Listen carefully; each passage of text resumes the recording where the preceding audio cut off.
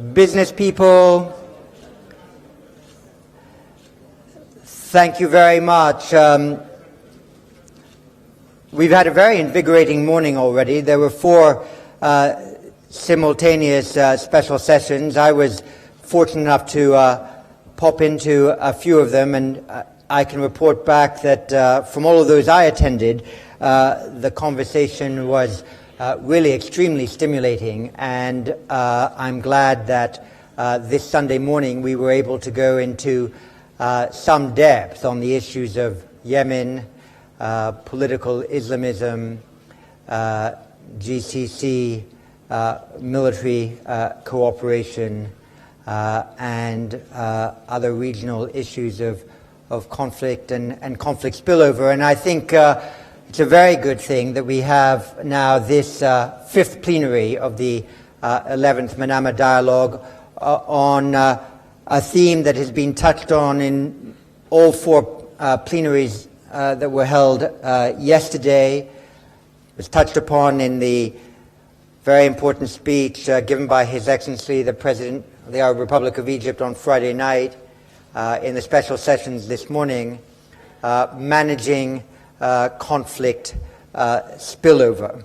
All the more important because a number of the countries that have been concerned by conflict in this region and affected directly or indirectly by it appeared to be content with political or military projects of containment, only to discover that the strategies of containment that they had put forward and begun to implement were not being successful. And this is something that has caused immediate travails in the region, with an extraordinary displacement of people into neighboring countries, and has resulted in, as we all know, an unprecedented refugee crisis in Europe. And I take what Defense Minister Ursula von der Leyen said yesterday quite seriously. She used the phrase, we cannot just say this is another critical moment. It is important to be able to deliberately develop those partnerships that cannot be focused simply on the containment of conflict, but actually on the early resolution of conflict, so those societies, their neighbors, and those further afield don't suffer as much as they have from them. We're delighted to open this discussion this morning to have 2 very distinguished individuals. First, Minister of Interior and Municipalities of Lebanon, Nohad Machnouk.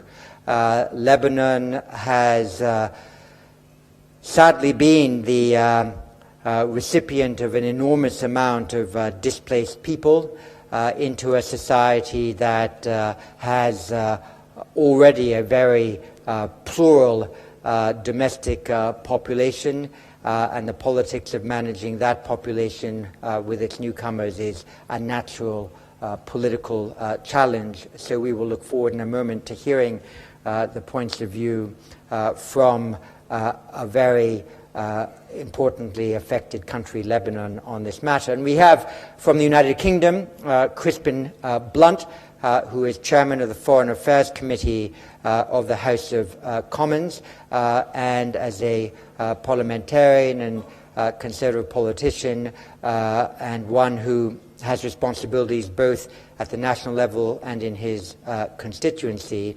very much engaged with these questions. I'll ask each of them to speak for about 10 minutes in the order in which I've just introduced them, and then we will open up the floor to discussion. And I hope that we also use this 5th plenary, if we can, to pull together some of the threads of the discussions we've had over the last day and a half.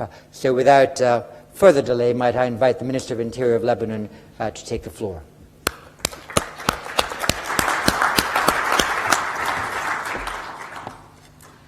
Thank you, Mr. Chippen.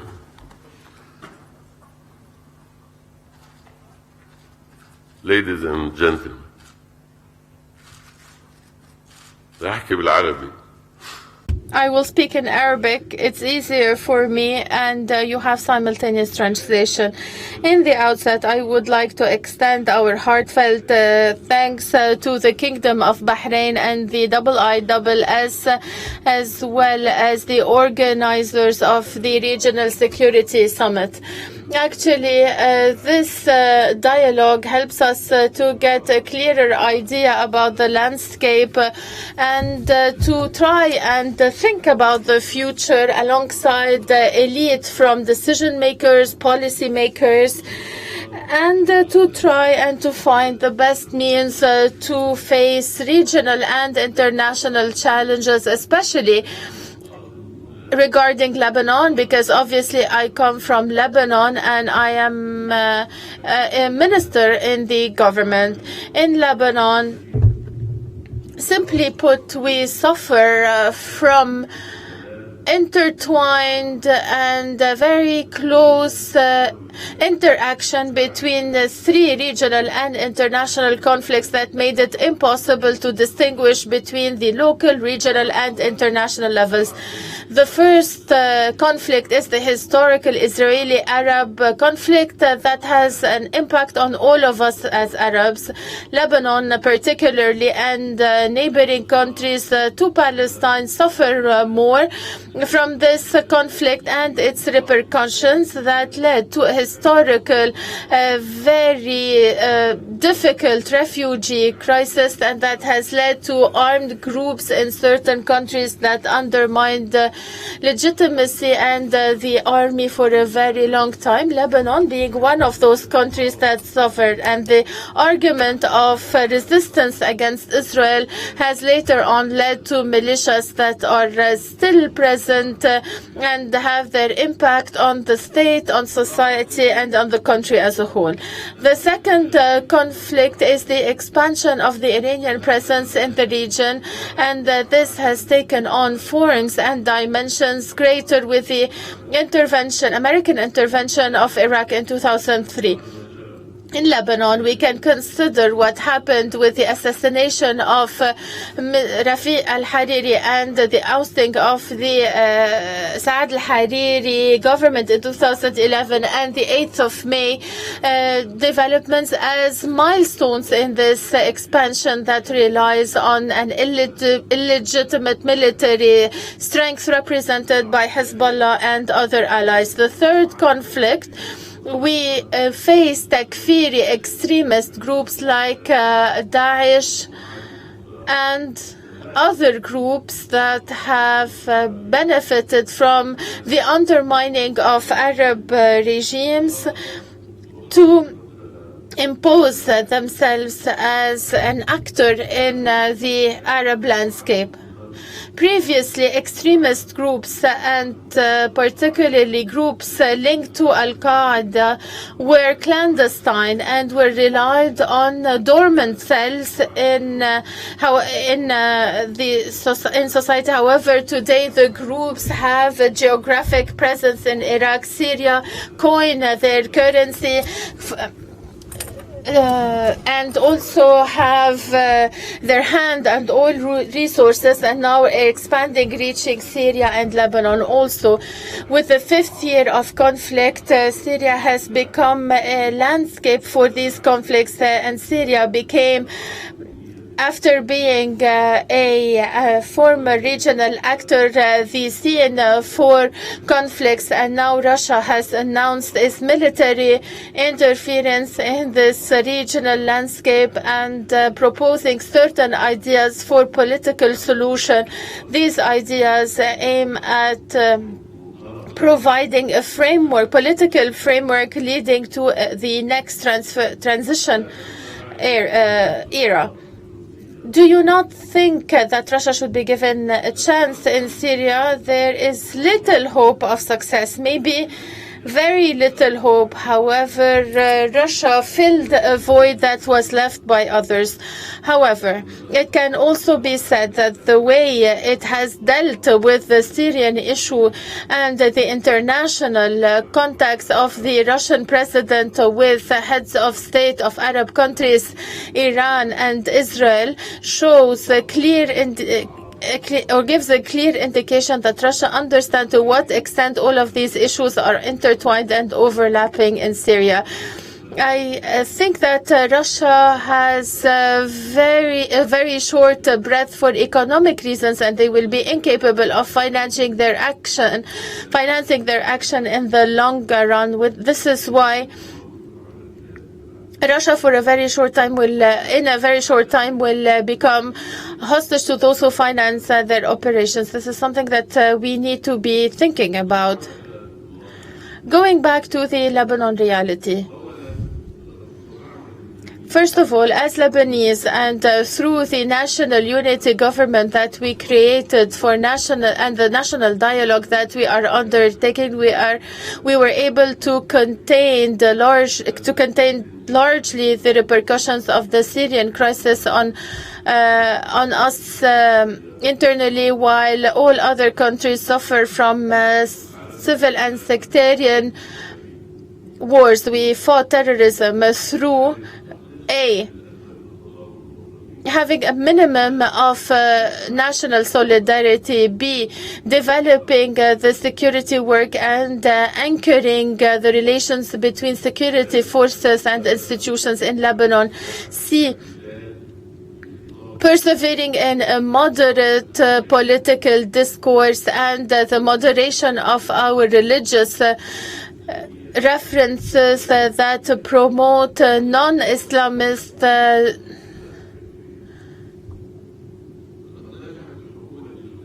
speeches and counter all the Islamist discourse that goes against our value. We have had a comprehensive plan of security on our land, and we put an end to the repercussions of the war in North Lebanon within very few months, and this was a spillover of the Syrian conflict. In Lebanon now we are discussing the implementation of this plan on the areas that are under the control of Hezbollah. It's true that the national dialogue is facing challenges, most importantly the refusal of Hezbollah of the concept of the state and accepting the security plan to be implemented in the areas that fall under its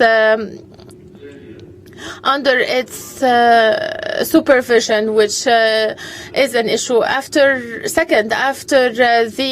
void and the fact that we do not have a president for over a year, it has been proven that it is impossible for us to stabilize our situation internally and secure the country without a president. The president is the only Christian president in our region, and we have to maintain this situation, especially with the wave of takfir that we find in the region. This is a constitutional requirement that is a necessity for Lebanon, and all countries need to play a role to convince other countries that are impeding the process to stop from undermining the internal Lebanon security.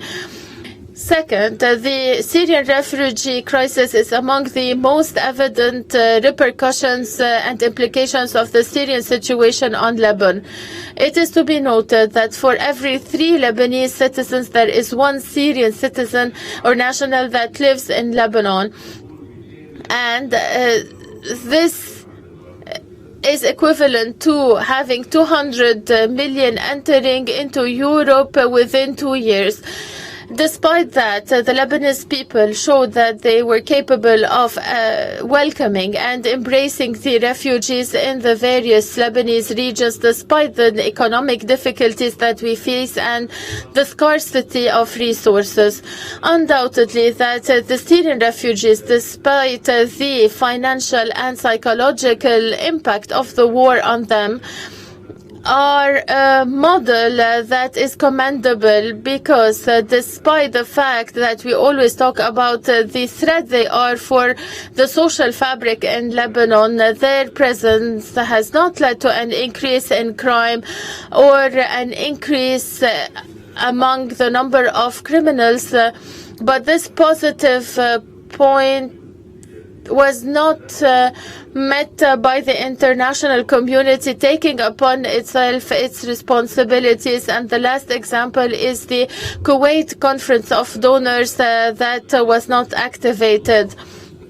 An example of the discipline among Syrian refugees is that we have 2,200 Syrian prisoners out of 1.5 million refugees, and this means that 1.25 or 1.30 per thousand commit crimes that lead to their imprisonment, and this internationally and regionally is considered as a very small percentage.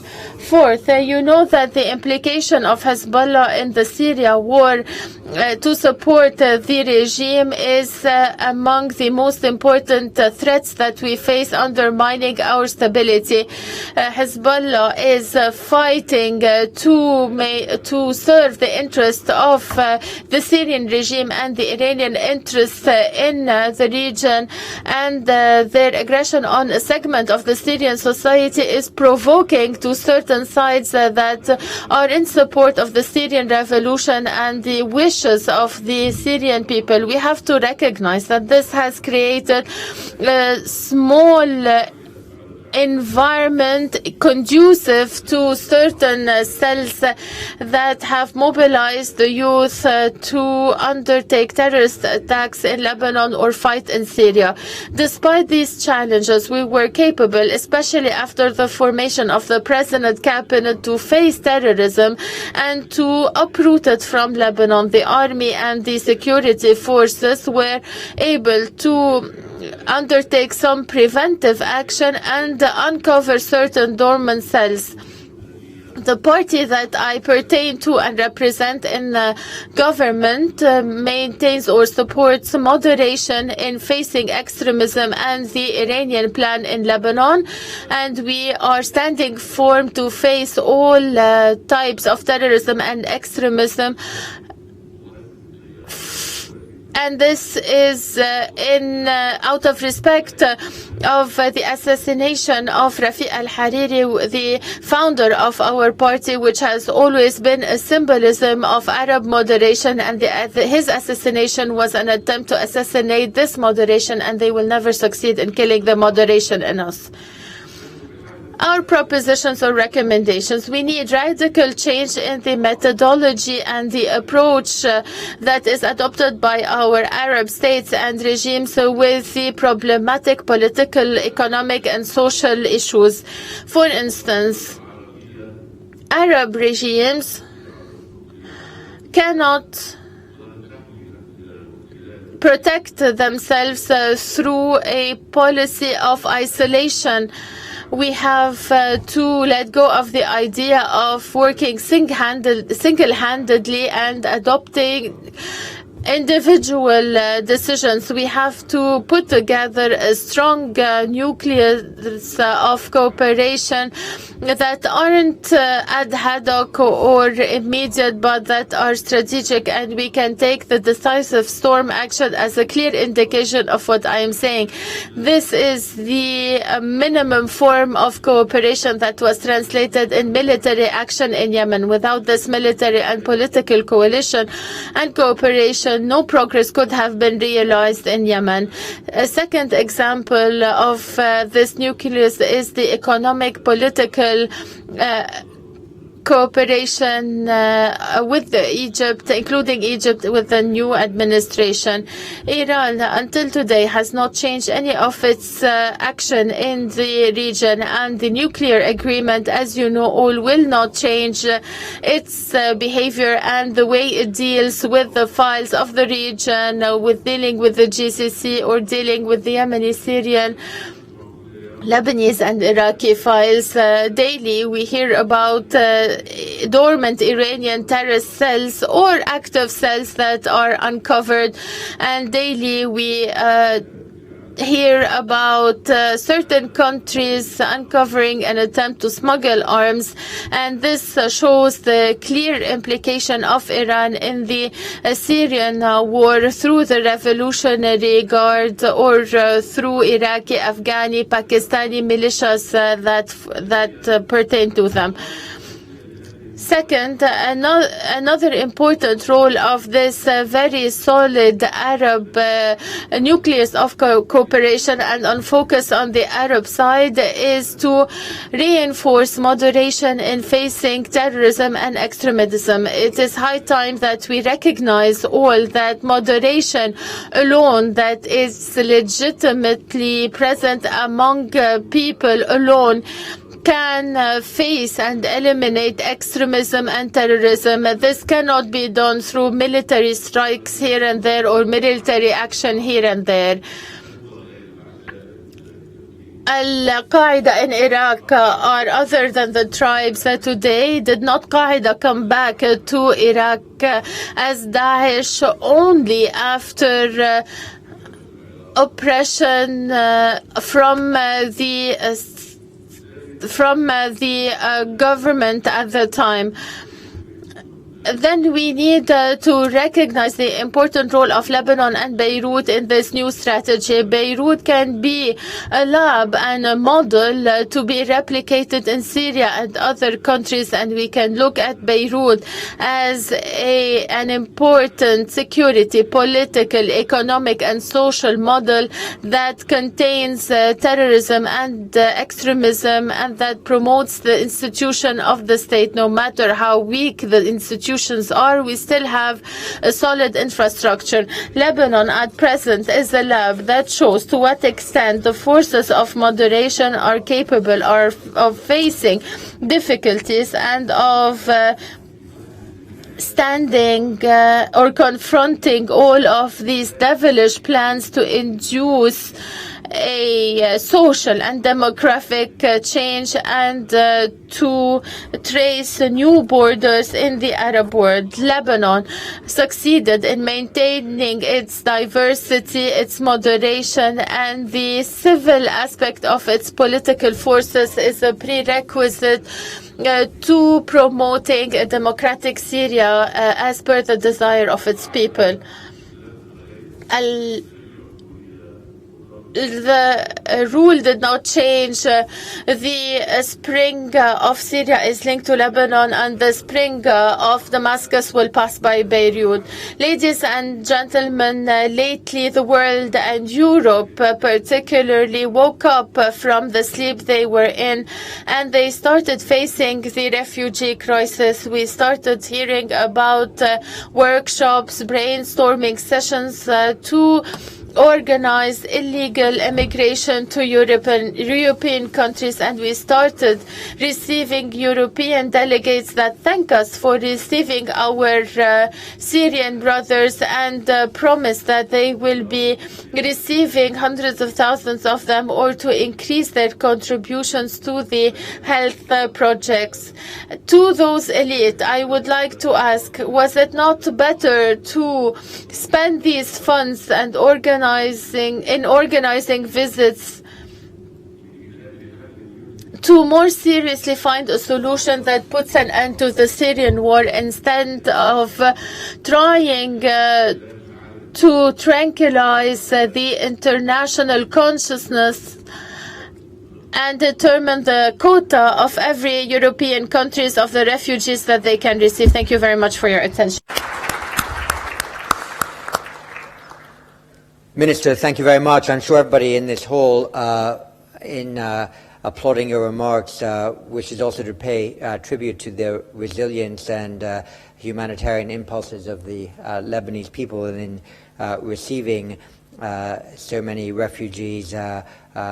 Two quick comments before I invite Crispin Blunt to come in. You began your remarks by suggesting that perhaps one should give Russia a bit of a chance in Syria and speculating how long that military operation could be conducted.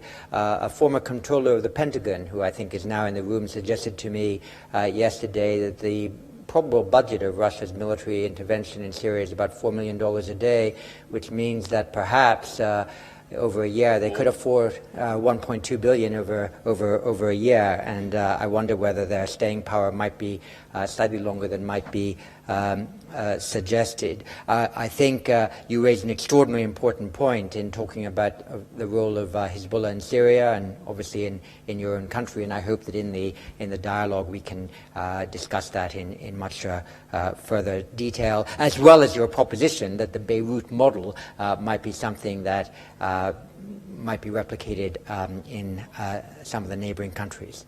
Crisp and blunt, Europe was just referred to. You're not speaking for Europe or for your country, but give us your reflections on the refugee crisis and managing conflict spillover. Thank you very much. Well, it's very humbling to be invited to address this distinguished gathering, particularly in its final plenary session. But first, John, can I, on behalf of all your guests, can I thank the IISS and, of course, the government of the Kingdom of Bahrain for the exemplary arrangements and for putting on a conference of enormous value. And as you suggested, I am the only speaker in the plenary sessions to be speaking from the privileged position of being a commentator rather than a member of an executive with responsibility for carrying out policy. And perhaps I can observe that I find it hard to believe, John, that when you began these series of dialogues, I think in 2002, and here in Manama from 2004, that you could possibly have imagined that your business model would have been so brilliantly supported by the governments and peoples represented here who've combined to produce a regional security environment of such complexity and challenge. But of course, success for the IISS business model is, of course, a real rebuke to all of us policymakers and policy influencers gathered together in this room. For too many of our citizens, that need for this dialogue, that the need grows every year to have this conversation between ourselves. For many of them, it is a personal and family catastrophe. Managing conflict spillover is a title that doesn't actually do justice to the death, destitution, and displacement borne by the millions and our task of addressing it. It is also humbling and intimidating to be invited to address this conference alongside the Interior Minister of Lebanon. We were also meant to have here the Interior Minister of Jordan, but if you hold the responsibilities of those two gentlemen, don't be surprised if your agenda doesn't survive 24 hours before you're called back to deal with the next crisis and development. As we've heard, the Interior Minister from the Interior Minister of Lebanon, he has more than enough material to address, given the history of refugee flows that is woven deeply into the history of Lebanon as well as into the history of Jordan, long before the current Syrian crisis. And both those countries have had to deal with flows from the Nakba and the Second Gulf War, but now even those are now dwarfed by the challenge faced from the current Syrian crisis. So as a representative from a small island off the northwest coast of Europe, I address this subject with the humility of a bystander by comparison with my fellow speaker on this subject. John, I did wonder when I was invited to do this whether my role was to be the British patsy, to be held to account for Britain's unique historic role in laying the foundation for this conflict spillover. Sykes-Picot, the Balfour Declaration, the Palestine Mandate, Mossadegh, Suez, Aden. Embarrassingly, this list can continue and does get rather more up to date with the Second Gulf War, and a not entirely perfect response to the Arab Spring, which has turned to winter without a hint of summer or autumn in between. However, I should, I suppose, defend the British position by saying that along the way we've had a little help from the French. And increasingly, of course, it's our American cousins who are helping us share this collective guilt trip. I found myself listening to Assistant Secretary Antony Blinken's great analysis of the trends we face, and then his observation that the United States of America was seen as the source of all the problems, and then everyone was then looking to them for the solution, thinking that a British minister could cheerfully have delivered this speech about 50 years ago. But this time, of course, there's no power to replace the United States as they replaced the United Kingdom. And it's now self-evident that the limitations and limitations of will from the leaders and people of the United States, and increasingly the limitations of its capacity, mean we need to look elsewhere. And so in dealing with the conflicts and the spillovers of these conflicts, it is actually the great powers of the region that have to come of age. Today, Turkey, Iran, Saudi Arabia, and Egypt must become a P4 for the region. And if you continue to leave a vacuum of decently coordinated regional policy between the regional powers, don't be surprised if the policymakers of the P5 continue to make mistakes, sometimes catastrophic, because their attention is constantly being dragged elsewhere, not least by the complexity of actors and the diffusion of power in which those decision makers now have to manage. But let me now turn over to the direct result of conflict spillover. And the greatest spillover is, of course, people. And it's on the issue of people and the migration crisis that I want to concentrate the rest of my remarks. And I accept this comes from the privileged view of an island off the northwest coast of Europe. And from that position, I actually think the solution to this and the policy of this should have been relatively straightforward. The first place of safety for people fleeing a conflict are the neighbouring states, and they should have been assisted properly by the whole international community to look after the displaced people from the source of that conflict. And the cost should have fallen on the whole of the international community, even if the practical burden is borne, as it necessarily should be, by the neighbours. Turkey, Jordan and Lebanon have every reason to demand that the world helps them manage this human disaster. They unquestionably deserved total solidarity from the developed world and their neighbours, and we should have given it to them, and we have failed. And now we're reaping the reward for the twin failure, not only of not giving them support to deal with the consequences, but failing to make the required compromises in our own national objectives to get this conflict under control. And those twin failures have collectively amounted to rotten short-term policy choices now with dire consequences. 4 years of conflict, declining conditions in the host countries as they buckle under the strain, and the loss of hope in Syria because of the failure to deal with the conflict, have increasingly seen the refugees run out of money and choices and run out of hope for their own country, and then those who have a choice, largely the young and fit and those with some resources to at least begin the journey, have decided to try their luck at a better life in Europe. And we've all seen the consequences play out increasingly graphically on our television screens. So first it was Lampedusa, now it's Lesbos, and now it's people bicycling across the permafrost into northern Norway from Russia. The Schengen countries' response has been frankly inadequate and wrong. The European Union failed to show solidarity for its members who were facing the challenge on its borders, and Greece and Italy could not have been expected to deal with it alone. So their capacity has been overwhelmed, and of course we've then seen the consequence as that tide of people has flown out of Italy and Greece, where they've not been looked after, and into the rest of Europe. And then of course we've seen the policy response from Germany. And we heard yesterday from Ursula von der Leyen, and it was an entirely decent human response to give these migrants and refugees support, invest in their education, give them the opportunity to enter the German labour market so we can make the best of them, and if they choose to return home better citizens.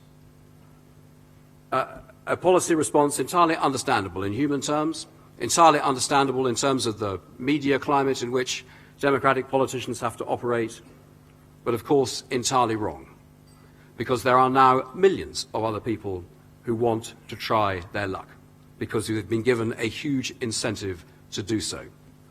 And so, as an elected politician, and John, you alluded to this, my role as a constituency politician, my own local authority, the leader of which is a pretty hard-nosed conservative politician, moved by the picture of the drowned baby off the coast of Turkey, then instantly offered up places within the borough of Reigate and Banstead, the constituency I represent, to look after people. And this outpouring of human solidarity for humans in distress has then, of course, helped then incentivize people to make this appallingly dangerous journey. And here I am a very strong defender of my own government's policy response. The right thing to do was to take the pressure off the camps in the region and then to take the people who are the most deserving from those camps to try and give them some support in Europe, but to do it in a limited way, not trying to create the false hope that there is a route, an easy route out.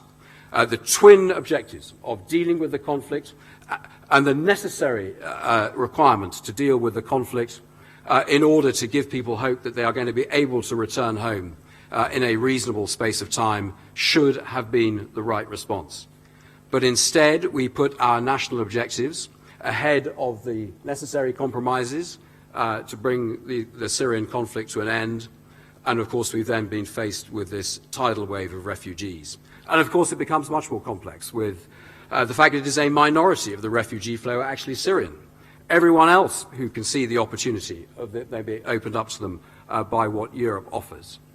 And elected politicians have a responsibility, and policymakers, those lucky enough, not me, to have executive responsibility in their governments, have got to make the hard case for the right policy to make the compromises to deal with the conflict, and the right policy to ensure that people are not attracted to make a difficult and dangerous journey into Europe.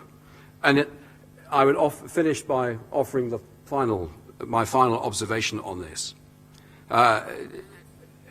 is that we do the countries from which these people are coming from a total disservice if we rob them of their best, brightest and most economically mobile and take them into our own populations in the developed world. We did it in Serbia in the course of the Bosnian War. And if you take largely the mobile professional middle class and the most able and the young members of the labour market away from those countries, you then cripple their future, as in the same way as we are crippling the present of Syria by failing to find the means to find a solution to that conflict today. Thank you very much.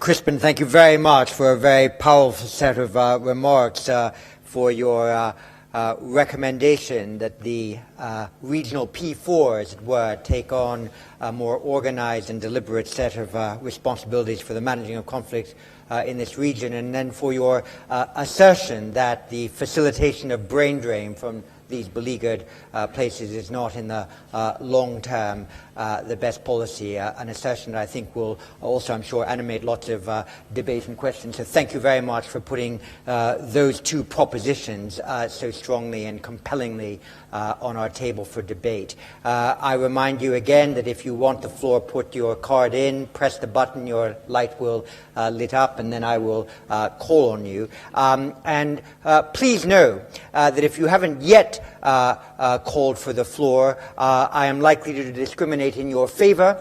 And if you've spoken before in this meeting, I'm not going to discriminate against you.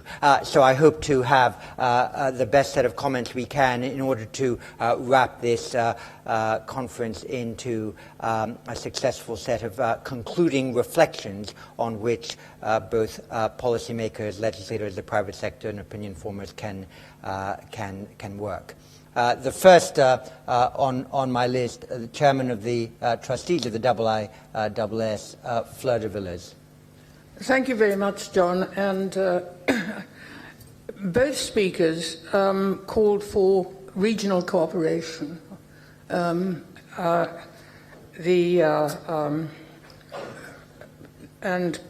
particularly, of course, Crispin Blunt's call for a local P4 to address the conflict in Syria. But there's another area of cooperation which seems to be staggeringly absent, and that is, and this question obviously I don't think can be answered by either of the speakers, but perhaps it would open the discussion, as to why the Gulf states have been singularly absent in receiving the burden of some of the refugees? Thank you. The next is Air Vice Marshal Abdullah from the Kingdom of Saudi Arabia.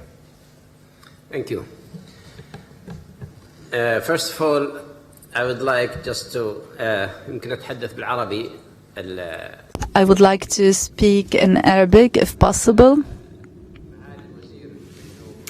Your Excellency, Mr. Mashnouk, I believe you are handling one of the most difficult tasks in Lebanon. That is why I support you completely, and I really hope that Lebanon would go back to Lebanon of Gibran, of Fayrouz, of Mikhail Naimi, the country of enlightenment, of moderation and education across the Arab world. I believe the causes of this issue started with the constitution, when favoritism and sectarianism were the key factors. I believe that refugees and Lebanon need to see an amendment to the constitution. As concerns the refugees, I believe that all neighboring countries played their role, particularly the KSA that took its share, because it has 2.5 million Syrians. Without camps, of course, but they are studying or working in the kingdom, and many of them had their families previously settled down in the kingdom. So basically, they joined them. Thank you so much. Toby Dodge. Thank you very much, John. I wondered if I could move the discussion from managing conflict to ending it, and picking up on Christian Bunt's point about everyone facing rotten policy choices, but also pushing you on, you said, the necessary compromises to end the conflict. So asking both participants how they would seek to end the conflict, and to draw Crispin onto a British political territory, how the proposed extension of the British bombing to Syria may hasten or not the end of the conflict. Thanks. Thank you. Alia Mubayad. Thank you, John. I have quick two questions. One is follow up on Fleur's question about the vision of laid out by the two speakers about the importance of regional coalition. I see that it is two different visions of the world. One posed by my compatriot Minister Mashnou, that primarily is an exclusionist coalition that excludes another player, which is Iran, and one that is presented by Mr. Blunt, also because I'm British Lebanese now, that calls for extending the coalition and cooperating with Iran, but also Turkey. So how can we reconcile these two visions? Because for me, as a citizen of this region, it seems to me that this is at the crux of basically a key issue in order for us collectively within the region, but also with our partners internationally, an issue to resolve in order to move forward. So I would be interested in your views on how can we reconcile these two visions, if at all, as they undoubtedly underpin the continuation of the conflict and the inability to manage it. And quick question to Mr. Mashnou on your proposal that, maybe I'll talk in Arabic, that أنه لبنان يكون نموذج. Yeah, regarding Lebanon as a model for security, for social aspects, to be translated into many other countries. They show the failure of the political class in Lebanon and the corruption that prevails across all the public institutions and the civil society or other organizations. we have a minimal issue, which is, for example, the management of waste. How can we talk about a political class that is able to manage regional and domestic, in addition to international conflicts? I would like to have your input on this, especially that you are one important stakeholder in this field. We've got a number of others, but I think there's been enough for me to come back to the panel, especially since there have been some quite direct questions. So perhaps, Minister, if you would respond to those questions. I would like to start by answering the Lebanese lady. Geography is not changing. That means no one can deny the existence of Turkey in the region. However, you cannot start building partnerships between Arabs, Turkey and Iran for two reasons. First, during the last 25 years, the Arab-Iranian ties had always tension and security basis issues, not to say that they tried to aggress Arab countries. The Turkish policy showed interest in the Arabic state or Arab state situation. Turkey back in 2002 was not interested in the Arab world. It was only interested in joining the EU. Turkey is recently interested in the Arab politics. So these parties, these regional stakeholders should sit together to negotiate or to participate in dialogues. But in the first place, we need to have an Arab position that is at least unified and uniform to request a specific input on these issues. But first, it should have a solid core that is able to sit on the negotiations table. What are these Arab countries that can sit with Turkey and ensure a balance in terms of size, content, and strategy? Even Egypt, with its track record, size, capacities, population, culture, cannot alone do so. This is in my personal opinion. We need to have a solid Arab core. We are talking about solidarity, but I would like to disregard the 50s slogans. We need to talk about Arab interests that are delimited within a specific issue.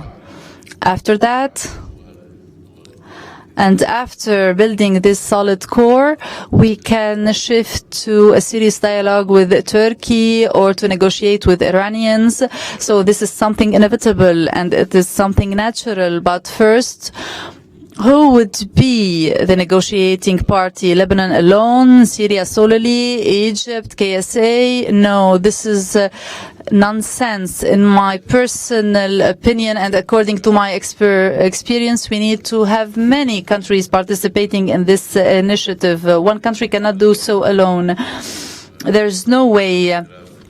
With all due respect to all countries, I believe a strategic alliance at the military, economic, political strategy should start between Egypt, KSA, and the other stakeholders. The second point regarding the model, I mentioned the political class in Lebanon that is a failed one, as you have mentioned. I would like to say that Lebanon has a particular nature, whether you like it or not. Lebanon is not a coup state.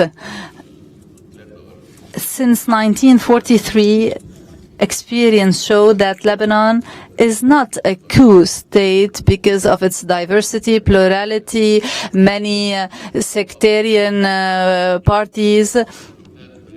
So change in Lebanon can only happen through elections.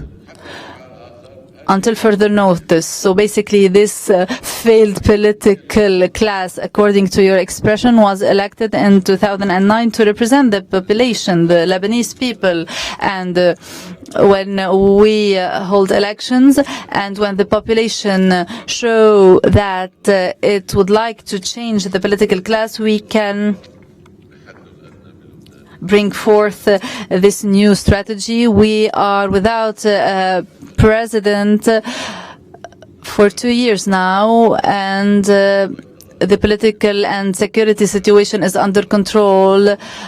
Despite everything, we have a bad economy. Financial situation is a little bit difficult. I'm not an expert in this area, but I know that the personal deficits are of $179 billion.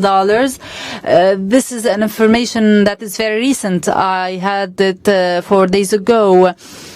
And the rationale is maybe the solid policy on finance, maybe the central bank policies, the trust in the Lebanese banks. We have many factors that I cannot sum up or program according to a scientific approach. I'm not a subject matter expert. The third item or point mentioned by Your Excellency, the representative from KSA, the constitution issue in Lebanon. I don't believe that the constitution is the source of issues. I represent the texts of this constitution, and the texts of the Lebanese constitution were not implemented. I was among those who did not implement them. So the text or the content of the constitution from 90 till 25 or 2005 was translated using the Syrian language, the Syrian regime that occupied Lebanon, in favor of policies or concepts that served the hegemony of Syria, whether at the political level or economic or security level on Lebanon. After the assassination of Prime Minister Hariri, we are in an ongoing regional conflict, and it's not a local or domestic conflict. This is a regional conflict, the spillover of blood since 2005 until 2014, when this government was formed, eventually with Dr. Shatah, if I recall carefully. This happened in 2014 or 2013, so this made the conflict a regional and political one in tight relation with the regional conflict, and all the constitutional explanations are not real, are not genuine, because they are part of a regional conflict rather than a domestic one. So we need a negotiation process at the domestic level to settle the issue. Sometimes we have intervention from Iran, sometimes from Syria. So basically we have many foreign interventions. My last answer is addressed to the question on our vision regarding the solution in Syria. There is no resolution but the political solution in Syria. Military is not a good one. It should be clear that this regime will not participate in the negotiation process and would not accept plausible or just solutions unless it feels that the regime in Damascus is really trembling, and any other option or choice would not bring this regime to the negotiations table, and definitely this regime will not be just or would not use a political settlement. Unfortunately, to date, this regime witnessed a very trivial change and is in total denial of the nature of conflict in Syria and even in denial of the existence of a serious Syrian opposition. Thank you. First of all, thank you very much to Toby Dodge for the two questions. I should point out to the audience that Toby and I are known to each other.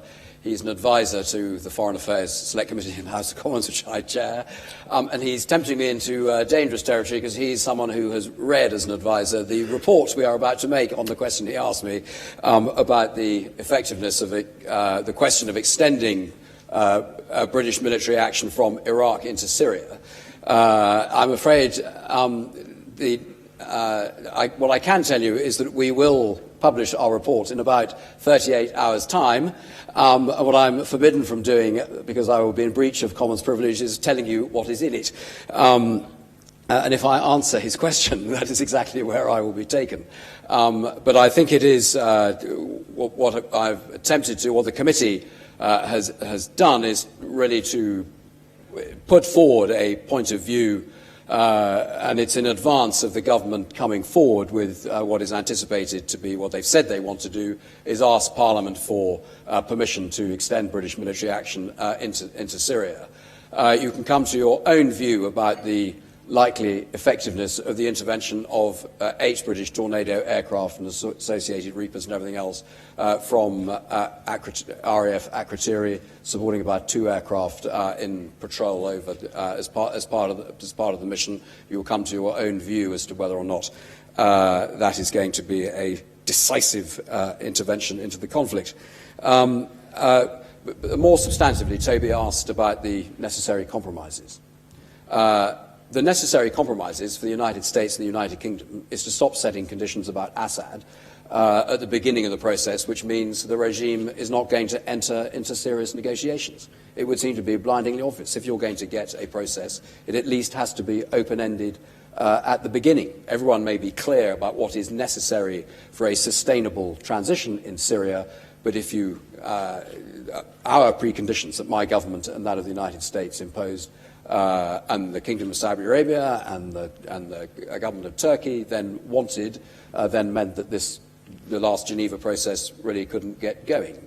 What is now happily happening is, because of the Russian intervention, changing the realities on the ground, is that process has begun in Vienna over the last couple of days, and hopefully people are now engaged in making the necessary compromises to achieve peace. And here I agree with Assistant Secretary Blinken that the Russians now need a solution to this as much as anybody else. Otherwise, they are facing an unending counterinsurgency operation in support of the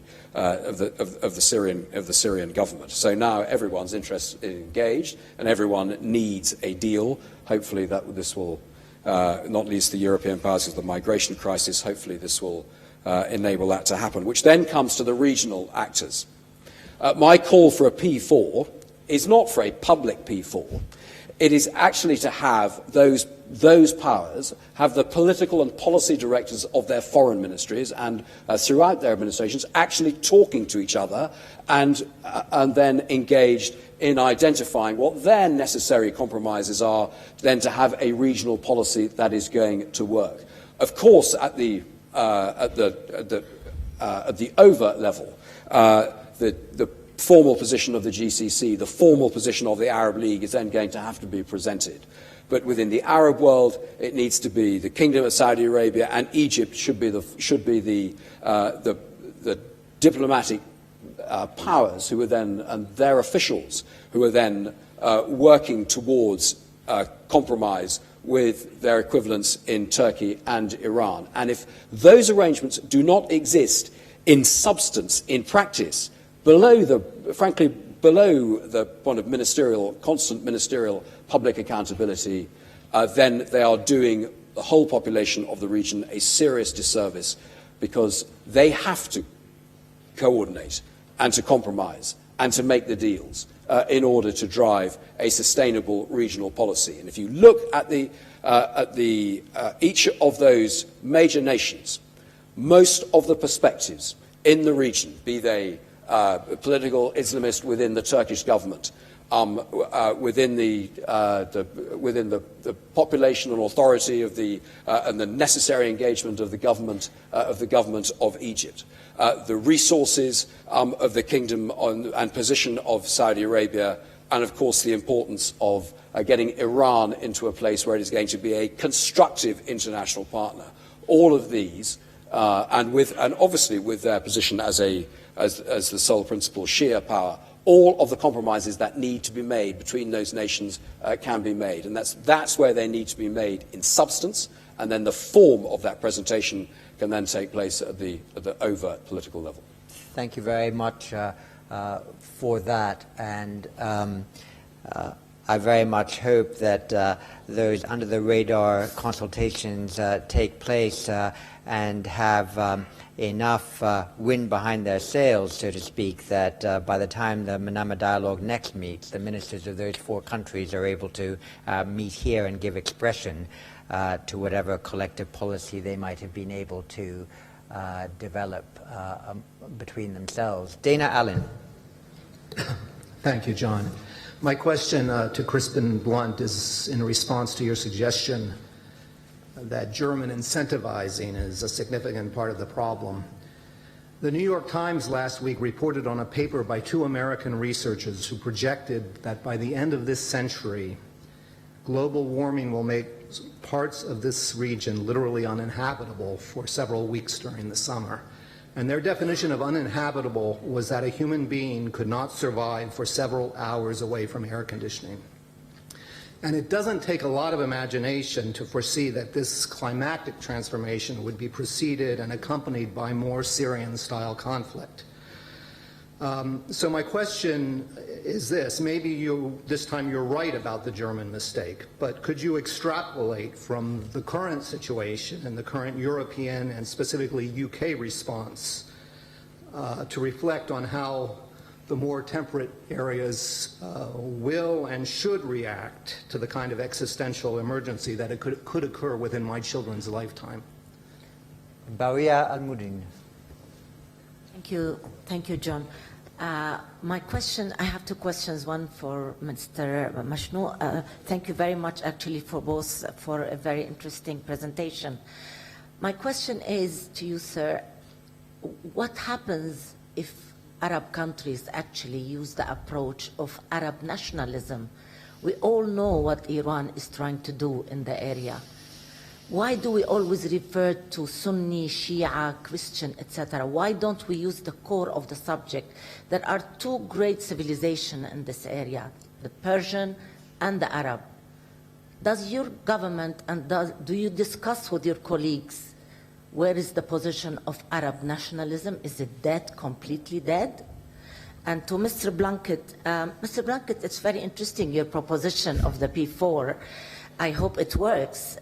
Would you be visiting Iran soon and perhaps talking to them and use your persuasive arguments to come to the fold and stop attacking people in the region in every way they possibly can? Thank you. Thank you. And from Turkey, Hatun Demira.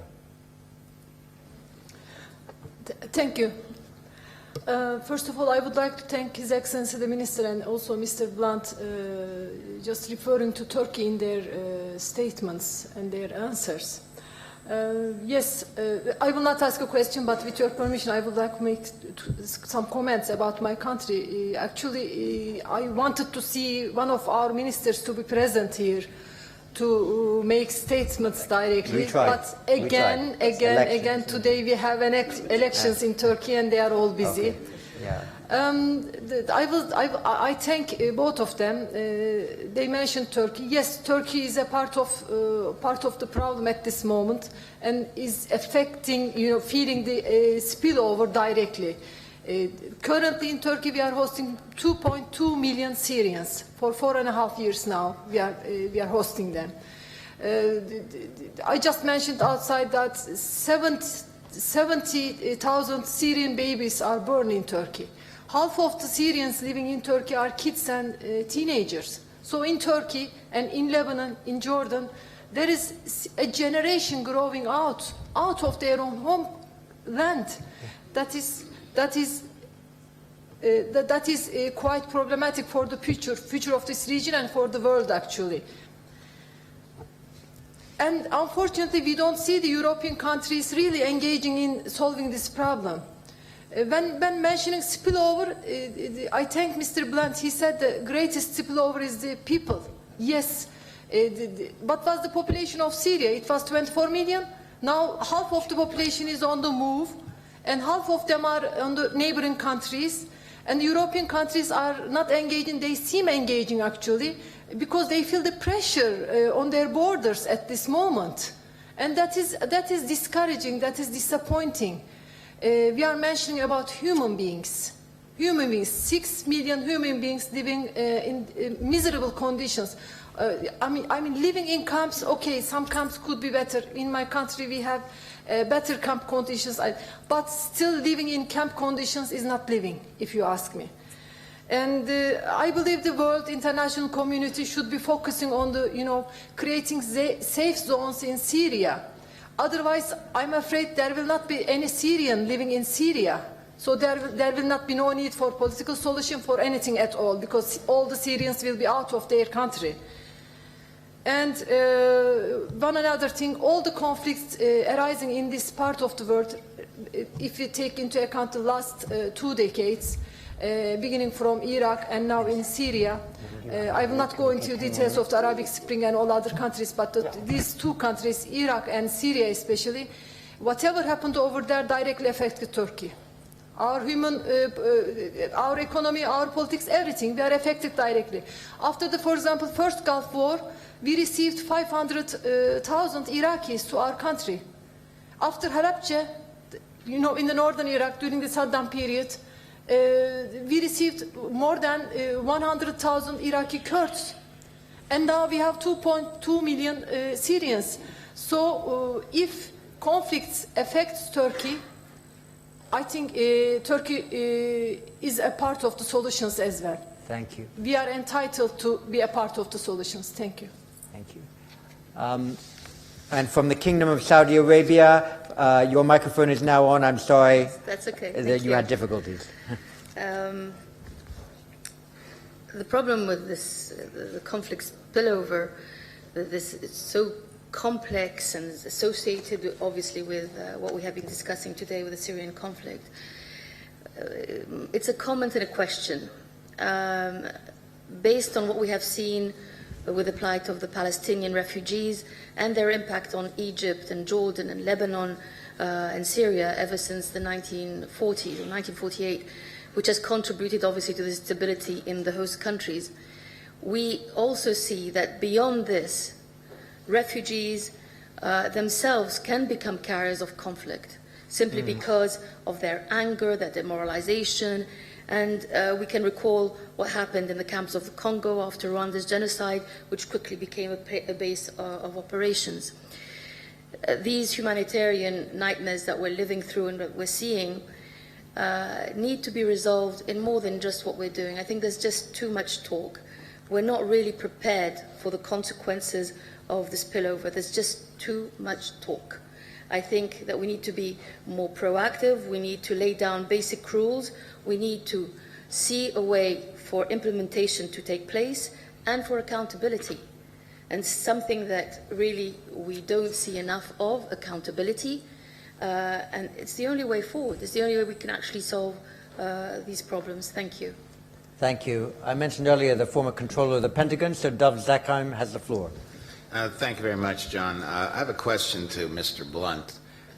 You talk about a deal, and the first mention of the Kurds just happened now from our Turkish participant. Where do the Kurds fit into this deal?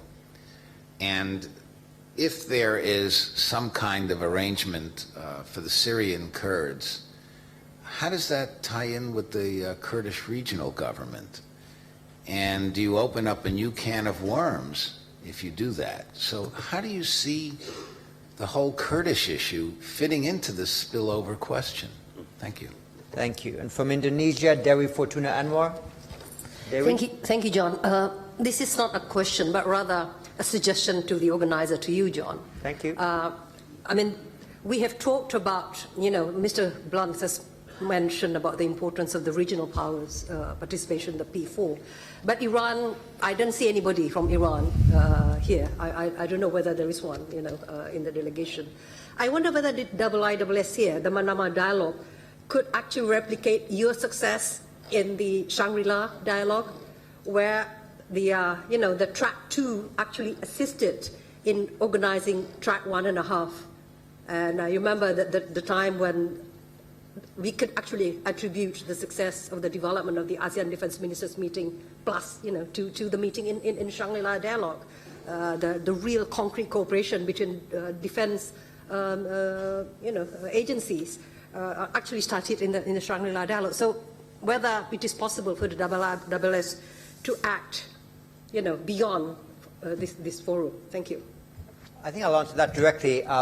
Because you've posed a very important question. You are right that in developing the Shangri-La Dialogue, the IISS wanted to be the discrete incubator of defense cooperation in the Asia-Pacific. And if you remember, before 2002, in the Asia-Pacific, presidents met, foreign ministers met, finance ministers met, but defense ministers never met. There was not even a ménage à trois amongst defense ministers. They never met more, except occasionally bilaterally. And over the years, they became comfortable at ministerial level in meeting at the Shangri-La Dialogue, and 6 years after the Shangri-La Dialogue was established, the 10 ministers of ASEAN decided, well, we meet at the IISS Shangri-La Dialogue, why don't we meet ourselves? And so they did meet, though when they do meet, they tend to meet for about 3 hours, and when they meet at the Shangri-La Dialogue, happily they meet for a 72-hour period. But nevertheless, we encourage them to think that they could create their own institution. And in that sense, I think the Shangri-La Dialogue is itself a track 1 meeting that has then spurred more official organizations within the Asia-Pacific. The ADMM Plus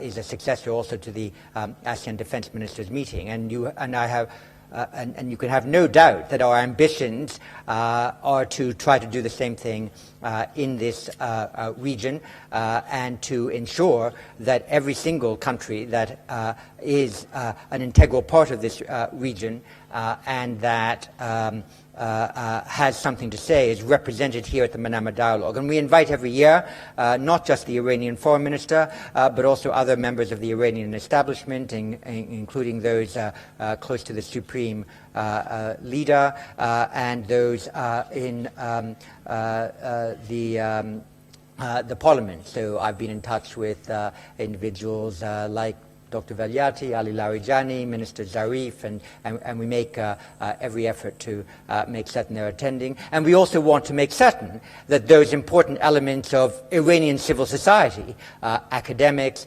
commentators, responsible individuals, can also take part in this debate here. And the IISS takes care every year in inviting from the 25 to 30 countries that attend this Manama Dialogue, ministers, parliamentarians, and commentators who we believe can make an intelligent and responsible contribution to this debate. And I certainly very much hope that when the IISS Manama Dialogue convenes here in the Kingdom of Bahrain in 2016, we will have a full representation from the Islamic Republic of Iran, as we have from the 6 GCC countries, from Turkey, from Egypt, from Yemen, and from the other stakeholders. I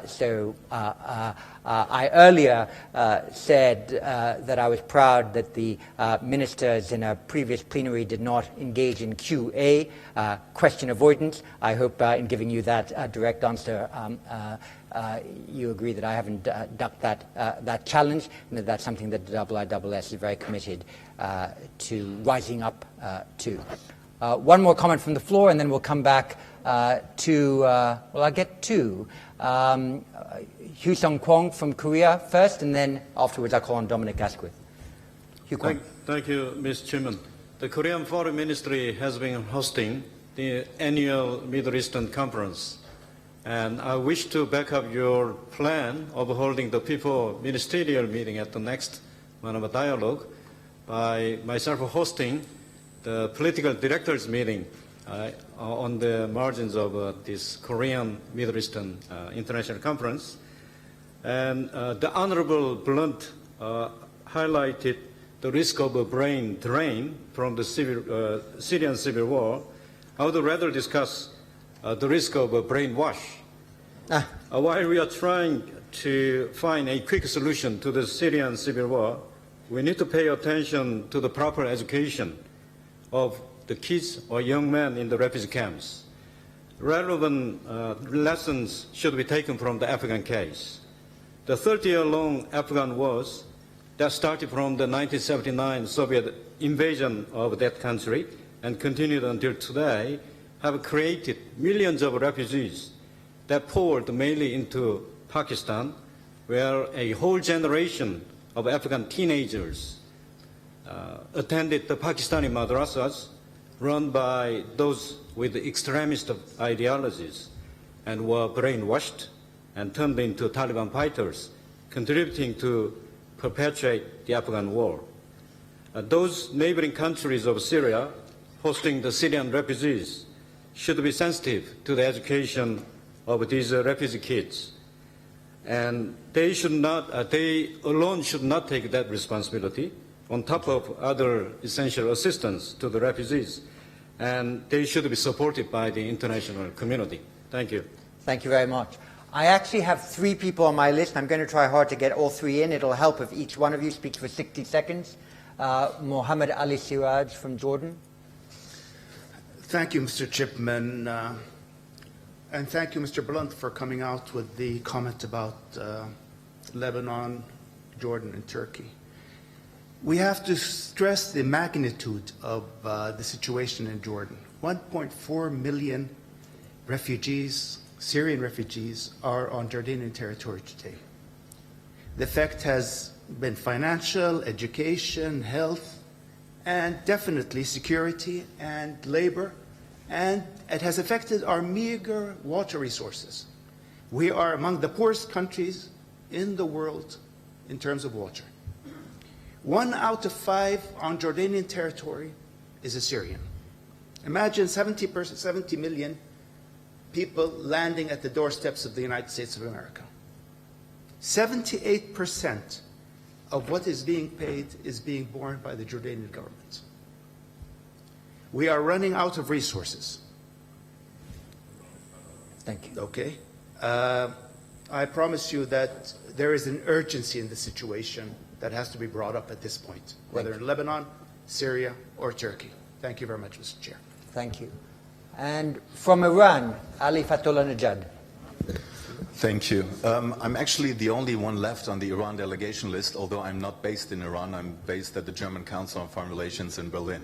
But nevertheless, I felt compelled to say something.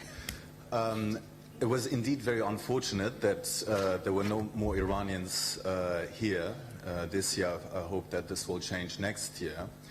And it was also unfortunate in many discussions that I've been witnessing today and yesterday that we didn't see the whole picture of analyses when it comes to problems in the region. So I hope that, but I'm confident that a lot of people know the Iranian perspective and will take that into account. I think the only way forward is to have an inclusive discussion, to think creatively what we can do about regional security, not to be exclusive, not to continue what we have been doing over the last decade. And hopefully many, from our dear Arab friends and also the West and also Iranians, we can be creative in finding solutions that are inclusive and not exclusive. Thank you. Thank you very much indeed. Dominic Asquith. Thank you very much. Striking in discussions for some time, but particularly the last few days here, is the disengagement of big powers, or a big power, and the greater responsibility required upon regional countries to deal with their problems. The institution almost completely absent from mention is the United Nations. Perhaps not surprising for a sort of catalogue of failed attempts, but at best it seems to have become something which is a collection of agencies able to manage some of the effects of the conflict spillover, not a forum or an institution to prevent or to solve the conflicts, but perhaps just to bless the agreements reached. The question, is that the new norm now, or does that just reflect the way in which that institution is being managed? Thank you very much. I think we'll want to draw these proceedings to a conclusion in about 6 minutes. So if the Minister could take 2.5 or so, and then Crispin Blunt 3 or so, we'll be more or less on target, and I'll say a few words to conclude. I want to tell the lady from Turkey who took the floor that you rightly explained the Turkish position, even if there were no ministers present here to talk about. Also, Ms. Alameddin talked about the pan-Arab approach. And Dr. Amr Musa is with us and can talk about it. Actually, the pan-Arab approach is not a governmental position for the government to have a position or to have an opinion about that. This is something that is related to identity. If you notice, we're here, and it's normal in an international conference. All the talk is about the region, the countries of the region, the countries of the Middle East, and as if the pan-Arab idea is non-existent in the minds of most who are here. I go back to this idea that it is a collective identity. There is no identity in the expression, the countries of the region. This is something military, economic, but the only identity is the Arab identity, if we're talking about Arab countries particularly.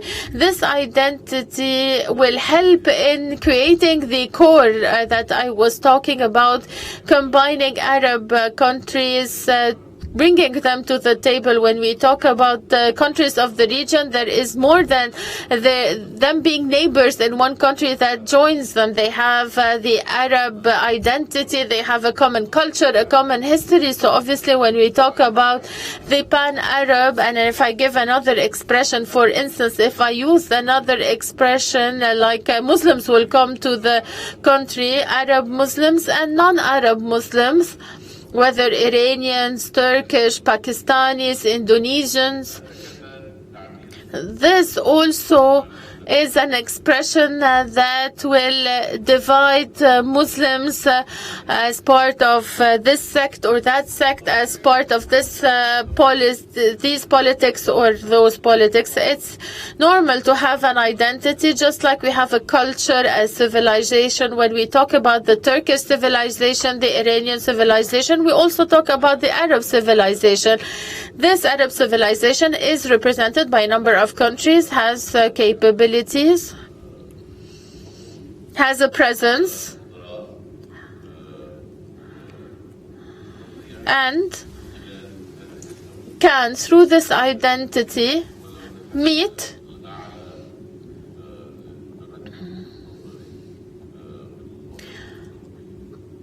at least represented by Egypt and Saudi Arabia, in my opinion, and negotiate with others as representatives of Arabs, not as representatives of Muslims of the region, but as the representatives of Arab. Crispin Blunt. John, thank you very much. First off, the existential emergency of climate change. Well, there's a climate change conference in Paris. That's where the policy and there has been an international process now to address that for over 30 years. What has to be done is the commitment of the developed world and the developing world to address that. And lack of air conditioning and water are obviously, if that's the New York Times' definition is air conditioning, I would say it's water as much as anything else. And we need human ingenuity to ensure people can continue to survive in arid parts of the world. It links to the Jordanian problem. This is why I'm quite proud of the United Kingdom's position, is as a country that meets 0.7% of GNP on development aid, it can make a proper contribution to all of these solutions. And as it also makes at least a modest contribution to security by continuing to spend 2% of its GDP on defence, then it has an investment in making a proper investment in global security as well. And at the same time, we are taking in 300,000 more people into the United Kingdom than are leaving every year, we are also addressing the migratory pressures that Europe is presenting. And asking us to do much more than that, I have to tell you, is going to be politically impossible. But we are making a real financial commitment, and we are making a real practical commitment in the terms of accommodating migration flows. On the question of Iran, yes, I'm hoping I'm going to bomb burst my committee around the capitals of who surround the area of where ISIL exists, and a group of them I hope will be going to Iran, as well as to Riyadh and Abu Dhabi. Others will be going to Cairo, Amman and Beirut, and others to Ankara, Erbil and Baghdad, to get the local view and to try and understand the situation better from the point of the regional powers. And yes, I've had those conversations with a visiting Iranian Deputy Foreign Minister last week and with the Iranian Chargé d'Affaires the week before that, to make clear now is the time for Iran to play a constructive role and for Iran to make her own national ambitions second to the opportunity that actually comes for Iran to play a proper and constructive part in the affairs of this region. And I would say very strongly to the representatives of the Kingdom of Saudi Arabia here, help them make this contribution. Both countries should understand the difficulties of the politics of each other's countries, to what the policymakers are having to fashion and the communities they are having to address back home. Try and make it easier for each other then to have a partnership and to play a constructive role. Throwing rocks at each other publicly is not actually going to help, because it just simply well, it's entirely clear why it won't work. Turkey, the position of Turkey is absolutely central, which is why I raised it. Turkey is uniquely placed. It's a very important country. And again, effectively, Turkey, Iran, Saudi Arabia, and Egypt can each put a block on proper progress here. And that's why those nations need a practical way of coordinating. I think on the issue of safe zones in Syria, that is the wrong policy. Syria needs to be made a safe zone. Trying to create bits of Syria that are safe for people actually means you've then got to work out who is going to secure it and who is going to make it safe, and then you've got to keep it safe. And as we've discovered in Bosnia, for example, that is not necessarily quite as easy as you might think. And it then relates to Jordan. And I absolutely recognise the enormous burden that Jordan is picking up. 78% was the figure that was given us. But the example of the behaviour of the Jordanian police in Zaatari camp, it took them 18 months, but they then achieved the kind of security over the point made by our Korean colleague about the conflict then being exported and brainwashed through the refugees, is that I believe is not happening in Zaatari camp, 80,000 people, because there's really decent cooperation between the UNHCR administering the camp and the Jordanian police making the security there. It took time for it to happen, to make sure that the conflict from Syria was not exported and replicated inside the camps. And that's another problem. If you create safe zones, you have to take on that responsibility as well, not to simply breed further conflict, as our Korean colleague pointed out.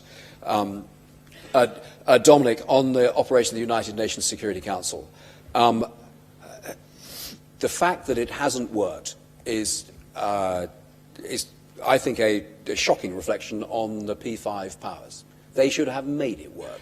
They should have, the necessary compromises should have been made. And the Western members that have as much responsibility, I believe, as the Russians. The Russians are in a strategically weak position, disguised by a very energetic and strategically active leader. But the reality, and in the conversations that we should be having privately with the Russians, we should be absolutely clear. The weakness of the Russian hand, declining population, riddled with corruption, dependent on oil and gas, etc., etc. We should know and understand this. And we should understand what they crave. To a degree, it is respect, and to be treated seriously. And so much of these things are free, treating nations with respect and recognizing what is important in their politics about their status. And too often, we simply trample over other people's feelings. It's easy to deal with feelings. It's much more difficult to deal with the substantive issues, but don't complicate getting into the substantive issues by simply causing offence without understanding what you're doing and making the life impossible for the policymakers addressing their own domestic constituencies. And finally, the tricky question of the Pentagon about the KRG and the development of Kurdistan. That, of course, was the forgotten issue at Versailles back in 1919. And in if my P4 actually became active and the driver of policy, it would be perfectly right to point out that it might be in danger of being forgotten again. And that is where actually the P5 perhaps should go back and make sure that the Kurdish interests, so shockingly overlooked 95 years ago, that their interests are protected by the whole international community to make so that the necessary compromises need to be made by the regional powers to address the Kurdish issue that has been around for far too long. Thank you very much indeed. Could I ask four things? First, I'd be very grateful if you all warmly thanked the Minister and the parliamentarian for these remarks.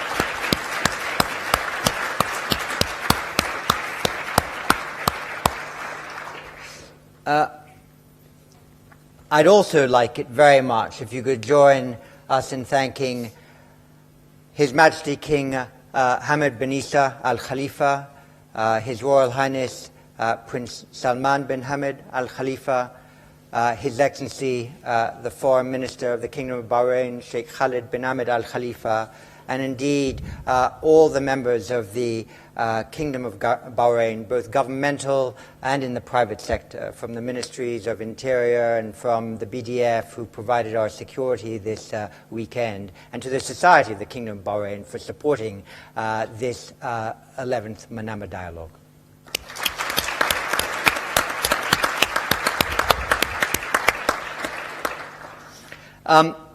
I think the 11th Manama Dialogue has been a success. I feel confident in saying so because I've been very warmed by the thanks that a number of departing ministers and those even yet depart have given me for the opportunity that the Manama Dialogue has offered them to meet in private and to, in some cases, make policy pronouncements, and in others, to consult with each other for the development of future policy. We're delighted to have had a strong contingent of parliamentarians, too, from a number of the countries represented here, and also a very substantial participation from the private sector in the governments represented here, because the private sector plays an enormously and increasingly vital role in building the sources of stability and prosperity, which are the root cause of security for many parts of the world. And finally, for the opinion makers and commentators that we've able to convene here. By having ministers, parliamentarians, the private sector, and the opinion-forming community simultaneously represented in a dialogue of this kind, we can ensure that the stakeholders from each of the countries represented here are able to participate in this dialogue. And as I said earlier, what the IISS is attempting to do in partnership with the Kingdom of Bahrain is to do nothing less than to create an institution for regional security consultation. We began by inviting people to attend, and we had that success in 2004, and in the subsequent years we had a second success, which is to have them attend annually. And starting a couple of years ago, we had the third success, which is having them plan meetings here in advance of their arrival so that they could have the kinds of consultations that could inform their policy decisions. And I hope that the fourth stage of the Institute's development of this regional security institution can begin taking place next year, as the consultations that take place here fuel directly the policy positions and the reconciliation between interests and positions that this kind of dialogue tries to encourage. Building a regional security institution through the Manama Dialogue is something we all believe important.